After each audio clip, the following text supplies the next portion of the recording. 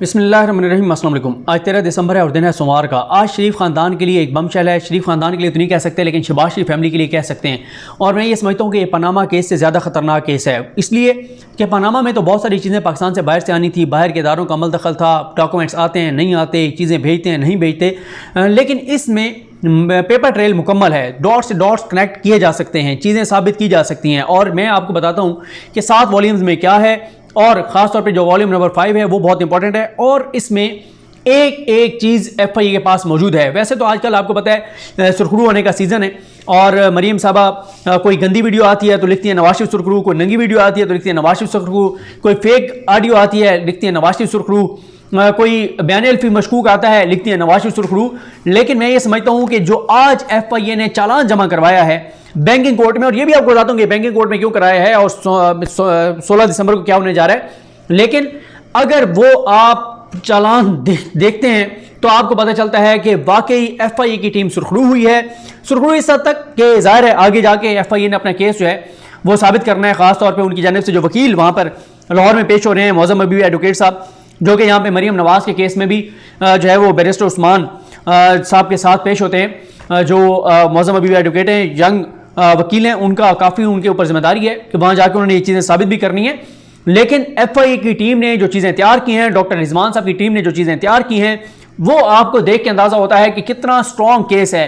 फैसला होता है नहीं होता, यह अदालतों पर है, केस साबित FIA ने करना है। लेकिन FIA ने जिस मेहनत और कोशिश से चीज़ें इकट्ठी की हैं वो बहरहाल कमाल है, और जहाँ पे FIA की तारीफ बनती है वो तारीफ करनी चाहिए। मैं FIA की एक मामले में बहुत ज़्यादा तनकीद करता हूँ FIA के ऊपर, वो साइबर क्राइम विंग है उनका, उस पर अगर कोई अच्छा काम वो करेंगे तो वो भी आपको बताएंगे, लेकिन यहां पे तारीफ करनी बनती है। पहले मैं आपको ये बता दूं कि ये मामला बैंकिंग कोर्ट में अभी तक क्यों है। मामला यह है कि जब FIA ने कॉल अप नोटिस दिया था शहबाज शरीफ साहब को, तो उनको क्योंकि पता था कि उन्होंने गिरफ्तार हो जाना है, उनके पास कोई डिफेंस नहीं है, उनके पास कोई दिफा नहीं है, उनके पास कोई वजाहत नहीं है, तो उन्होंने जमानत कबल अज़ गिरफ्तारी के लिए बैंकिंग कोर्ट से रजू किया। बैंकिंग कोर्ट ने उनको ज़ाहिर है जमानत दे दी, और फिर वो इंटरम चल रही है अभी तक। अच्छा, अब यह है कि इसी दौरान FIA ने अपना चालान जो है वो मुकम्मल कर लिया है, लेकिन FIA की जानिब से मौज़म अबी एडवोकेट साहब जो हैं वो पेश होते हैं, और इसके अलावा एक चांद साहब भी हैं, उनका नाम मुझे सही नहीं पता, मेरे पास नोट्स में लिखा हुआ था, जो DD लॉ हैं FIA के, वो भी वहाँ पर पेश होते हैं।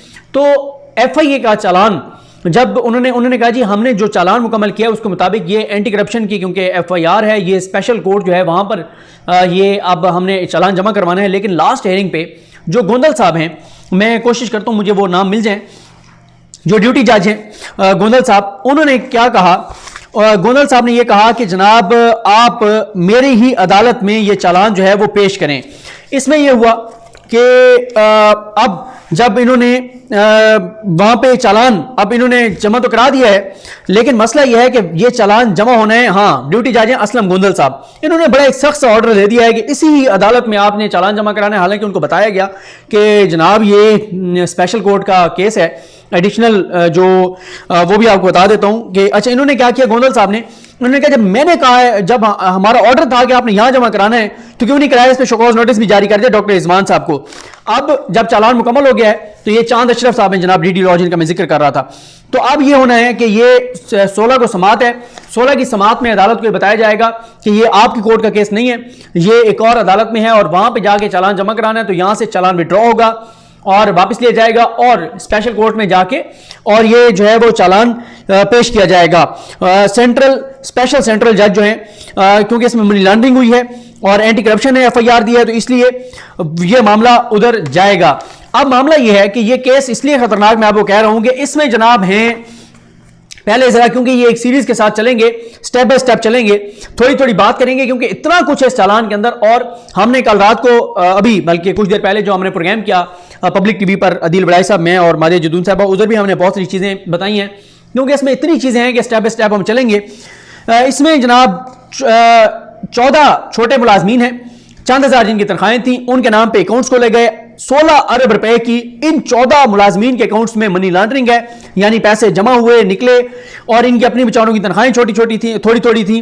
और इसमें ये सारी ट्रांजैक्शंस हैं 2008 से 2016 के 18 के दरमियान, जब 10 साल तक शहबाज शरीफ साहब जो हैं वो थे वज़ीर आला पंजाब। अच्छा, इसमें एक इंपॉर्टेंट बात यह भी है कि इनके जो अकाउंट्स खुले हुए हैं बैंकों में, उधर जो लेटर्स दिए गए हैं वो रमजान शुगर मिल के दिए गए हैं कि रमजान शुगर मिल के ये जो है वो मुलाजमीन हैं।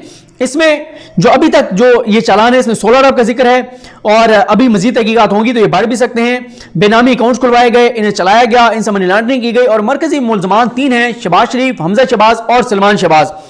अच्छा, इसमें जनाब जो इंपॉर्टेंट बात है वो ये है कि कुल 7 वॉल्यूम्स हैं। वॉल्यूम 1 जो है वो उसमें जो है वो तहकीकाती कार्रवाई के दस्तावेजी शवाहिद हैं। वॉल्यूम 2 में इन कम तनख्वाहों वाले मुलाजमीन के मुतालिक शवाहिद हैं जिन्हें बेनामी के तौर पर इस्तेमाल किया गया। वॉल्यूम 3 जो है उसमें बैंक अकाउंट की स्टेटमेंट्स हैं। वॉल्यूम 4 में FBR, SCCP वगैरह का रिकॉर्ड है। 5 में वो शवाहिद हैं जो खुसूसी तौर पर शहबाज शरीफ और हमजा शहबाज के मुतालिक हैं। सबसे खतरनाक वॉल्यूम 5 है। वॉल्यूम 10 का बड़ा जिक्र होता था तो वॉल्यूम 5 जो है वो इंपॉर्टेंट है। वॉल्यूम 6 में गवाहों के बयानात हैं और बाकी चीज़ें जो है वो वॉल्यूम 7 में हैं। अच्छा, इसमें यह है कि 3 जो है वो मरकजी मुलजमान और बेनिफिशरीज हैं जिनके नाम बता चुका हूं। इसमें जनाब इन्होंने शहबाज शरीफ, हमजा शहबाज, सलमान शहबाज ने शरीफ ग्रुप और रमजान शुगर मिल्स लिमिटेड के कम तनख्वाहों वाले मुलाजमीन की मुआवनत और सहूलतकारी से 16 अरब रुपये मालियत की मनी लॉन्ड्रिंग की। इन मुलाजमीन की तादाद 14 है। इनके नाम भी सारे लिखे हुए हैं। मलिक मकसूद अहमद हैं, CEO के नायब कासिद हैं। मोहम्मद असलम हैं, ये कैशियर हैं रमजान शुगर मिल्स के। ये सारे बाकी रमजान शुगर मिल्स के हैं। अजहर अब्बास साहब क्लार्क हैं। गुलाम शबीर साहब स्टोर कीपर हैं। खिजर अयाज साहब क्लार्क हैं। गुलजार अहमद खान मरहूम ये नायब कासिद थे। Ikrar Hussain office assistant. Mohammad Anwar office assistant. Mohammad Yasin clerk. Tauqeeruddin assistant manager. Zafar Iqbal Anjum clerk. Tanveer ul Haq data entry operator. Kashif Majeed IT assistant और मसरूर अनवर कैश बॉय। अच्छा, ये मसरूर अनवर साहब का आगे भी जिक्र आएगा। मैंने आगे आपको गुजरात के भट्ट साहब की कहानी भी सुनानी है, वो भी बड़ी इंटरेस्टिंग है। वो बड़ा एक स्ट्रॉन्ग केस है इनके खिलाफ, शहबाज शरीफ साहब के खिलाफ। रमजान शुगर मिल के 14 छोटे मुलाजमीन की तनख्वाहें चंद हज़ार रुपए हैं जबकि इनके नाम पर खोले गए अकाउंट्स में अरबों रुपए की रकम जो है वो जमा कराई गई है। इन 14 मुलाजमीन के अकाउंट्स में जिन 64 अफराद की जानिब से भारी फंड जमा कराए गए हैं उन तमाम अफराद के नाम, दस्तावेजी शवाहिद जो है वो FIA ने इस चालान के साथ लगाए हैं और हमें तकरीबन मेरे पास वो तमाम चीज़ें आ गई हैं जो FIA ने जमा करवाई हैं और उनमें से चीज़ें आपके साथ शेयर करता रहूँगा। और इसमें जनाब यह है कि इन 64 अफराद की जानिब से रमजान शुगर मिल्स के मुलाजमीन के बेनामी अकाउंट्स में फंड जमा कराने की मनी ट्रेल FIA चालान का हिस्सा है। इसमें बहुत इंपॉर्टेंट इंकशाफ है और वो ये है कि ये जो पैसे जमा कराने वाले हैं बेनामी अकाउंट्स में फंड जमा कराने वाले हैं, इनका शुगर के कारोबार से कोई तल्लुक नहीं है। हालांकि ये मुलाजमीन शुगर मिल के हैं लेकिन उनका शुगर मिल से कोई कारोबार से कोई तल्लुक नहीं है, शुगर के कारोबार से कोई तल्लुक नहीं है।